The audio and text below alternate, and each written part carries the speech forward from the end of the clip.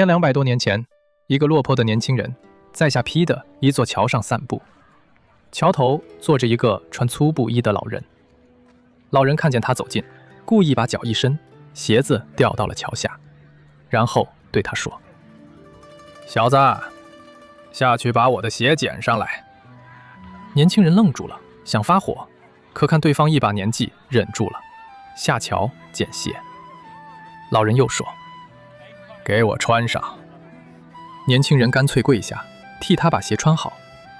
老人笑着走了，走出老远又回来，说：“你这孩子可以教，5天后天亮，来这里等我。”年轻人依约前来，老人却早到了，骂他来迟，叫他再等5天。如此反复3次，第3次年轻人半夜就到，老人这才满意，交给他一部书，说：“读通了它，你能做帝王的老师。”这个年轻人叫张良，这个老人相传是隐士的黄石公，那部书相传就是《素书》。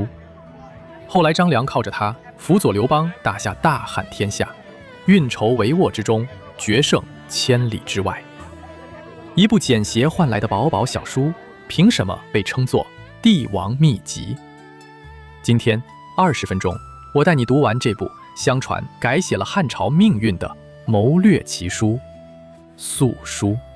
先说这部书《素书》，旧题秦末隐士黄石公所作，相传就在下邳的夷桥上授予张良，所以后世也把它叫做黄石公书。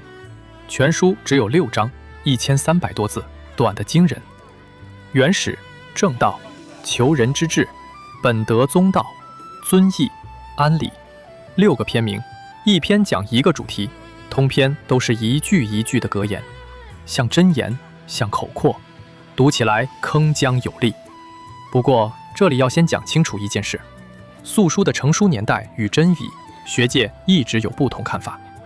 今天流传的版本前面挂着北宋名臣张商英的序，说这书是黄石公传给张良，张良死后陪葬，直到晋朝派墓才重见天日。这段来历太过传奇，所以不少学者认为今本素书很可能是后人托名黄石公之作，未必真出自那位夷桥老人之手。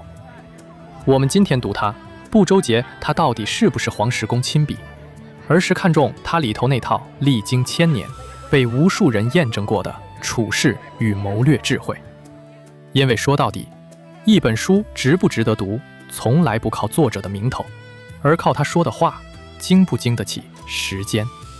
素书这6章1000多字，恰恰句句都经得起。素书第1章叫原始章，原是根本，始是开端，讲的是做人做事的总根源。黄石公开篇就立了一根大柱子，道、德、仁、义、礼，五者一体也。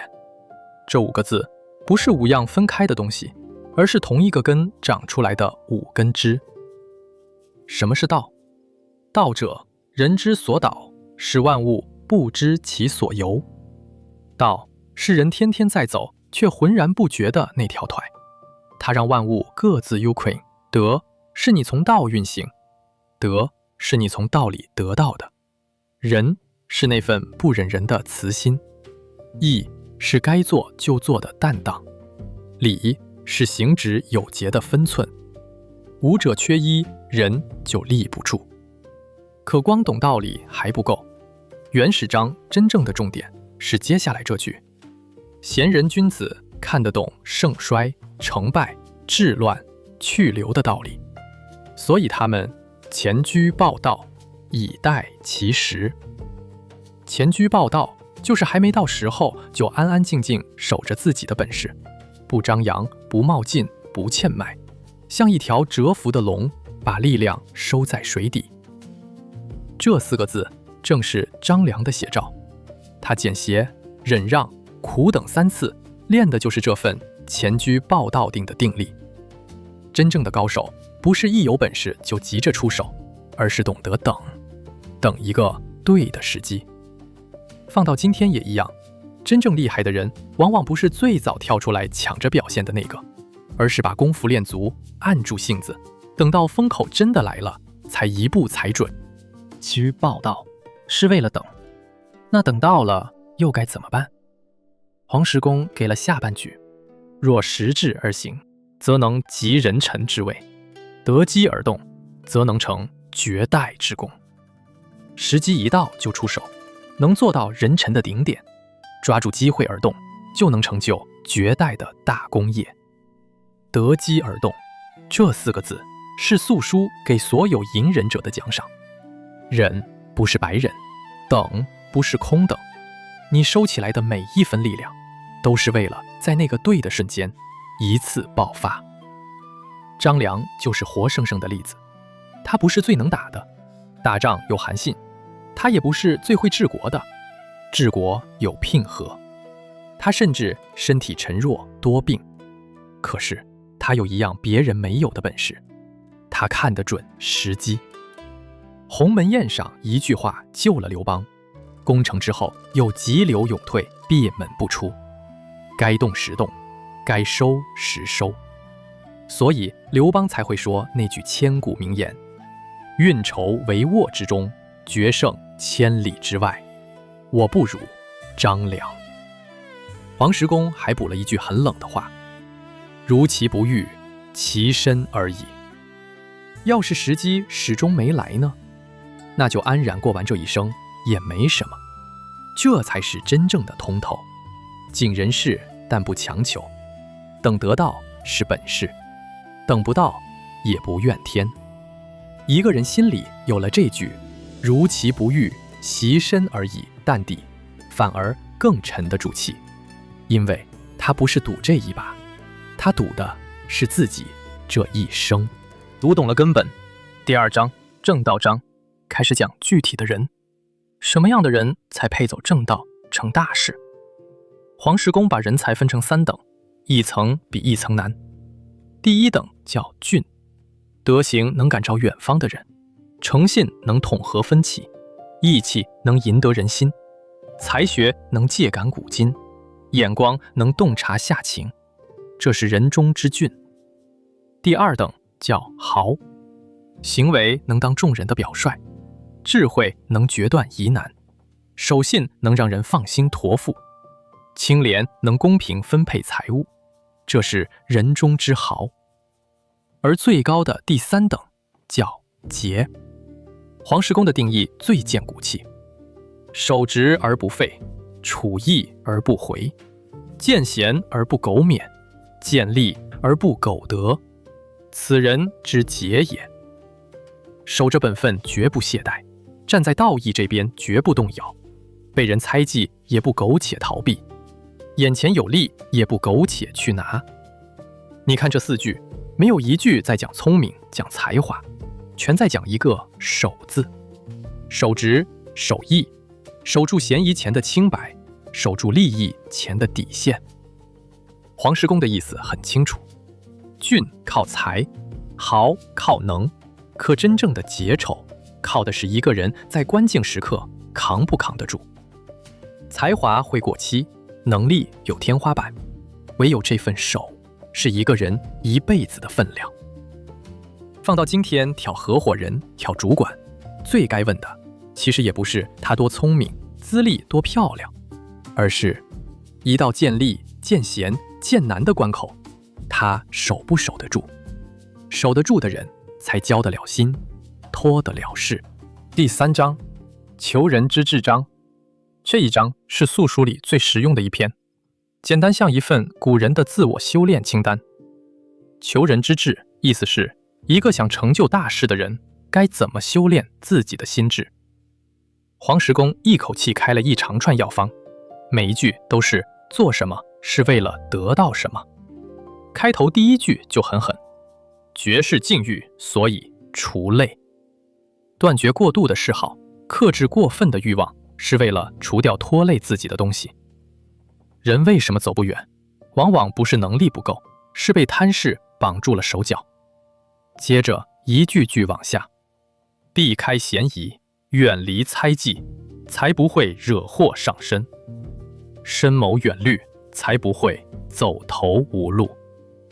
其中最动人的是这一句：博学切问，所以广之；高行微言，所以修身。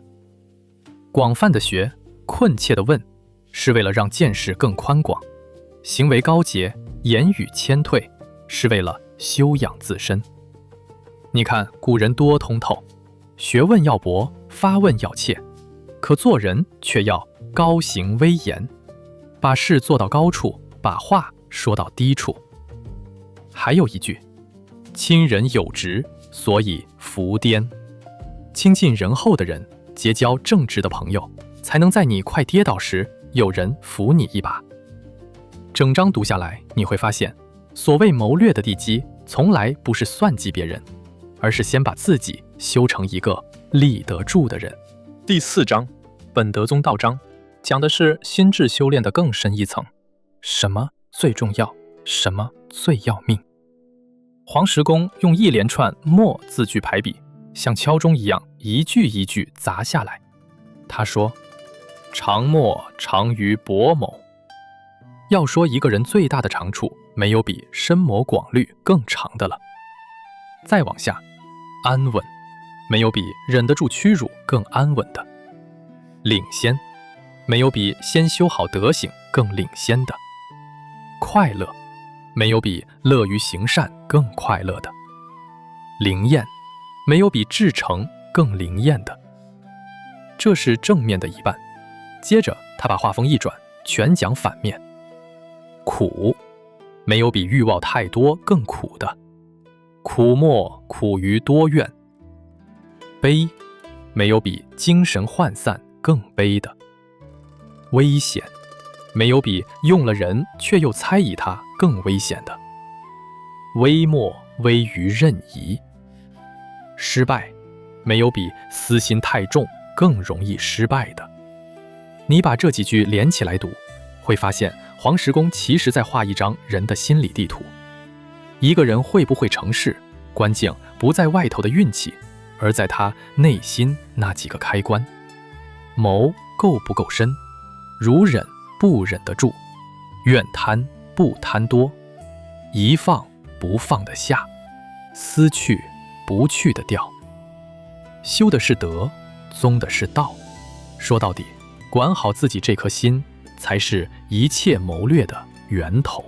第5章，遵义章。这一章最特别，它几乎是一份领导者的负面清单。黄石公一口气列出40多种会招来祸患的错，句句戳心。他说，把聪明全摆在脸上，事事显摆给下属看的人，其实是真糊涂。有了过错却不自知的人，早晚要出事。用言语去伤人，逞口舌之快的人，是在替自己招祸。命令跟自己的心口不一，政令朝令夕改，发怒却立不起威信，这些都是领导的大忌。其中有2句特别值得管人带团队的人记一辈子：小功不赏，则大功不立；小怨不赦，则大怨必生。小的功劳不奖赏，就没有人愿意去立大功；小的怨恨不化解，日积月累，就会积成无法收拾的大怨。多少团队崩盘，不是败在一场大冲突，而是败在一件件没人理会的小委屈。黄石公还点破一个最常见的毛病：略己而责人者不智。对自己轻轻放过，对别人严厉苛责，这样的人管什么都管不好。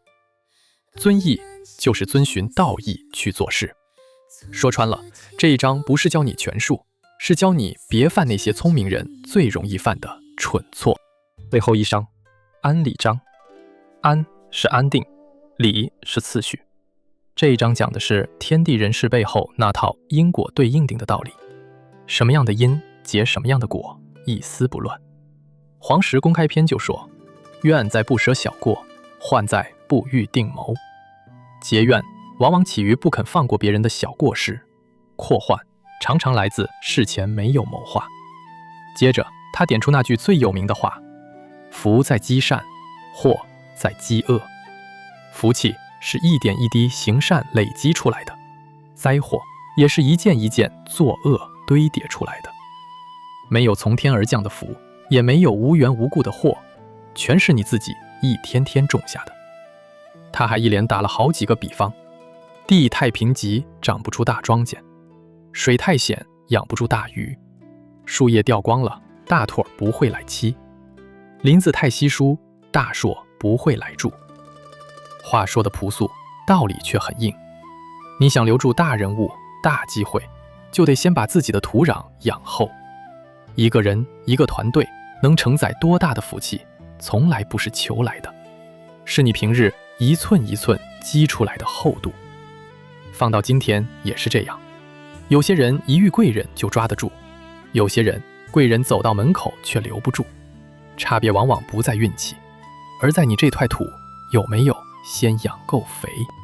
案例章还藏着2句，放到今天看依然精准的可怕。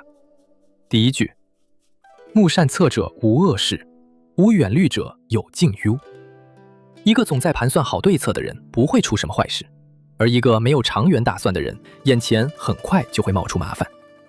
这句话其实就是孔子人无远虑必有近忧的另一种说法，把眼光放远一点，麻烦自然就少一点。第二句更是被引用了2000年，同声相应，同气相感。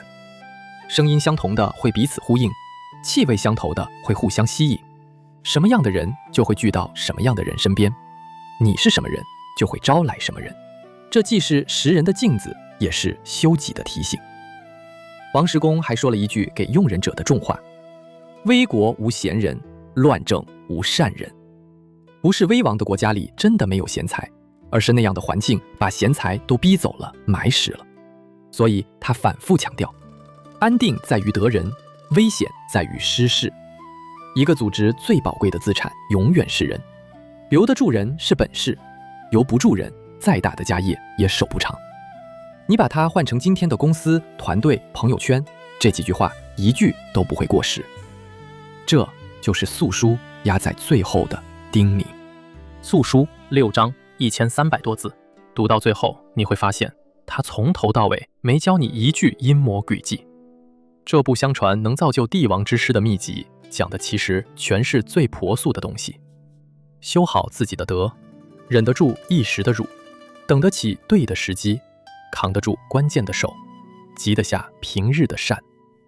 所谓谋略的最高境界，不是算计别人，而是修足自己。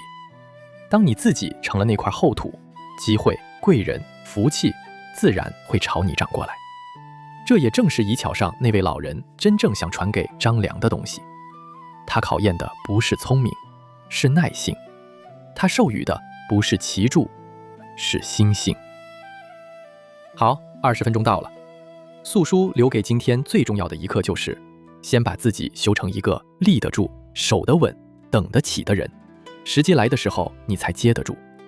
如果这趟谋略之旅让你有收获，记得订阅频道，我每周用20分钟带你读完一本值得读一辈子的好书。下一集我们读一部明代的醒世奇书，一部把人性看得又冷又透的语录体经典——罗坤的《呻吟语》，看古人如何在病中呻吟里说尽了做人做事的清醒话。最后在留言区告诉我，前车报道，得机而动，积善除累。素书这几句，哪一句最说中此刻的你？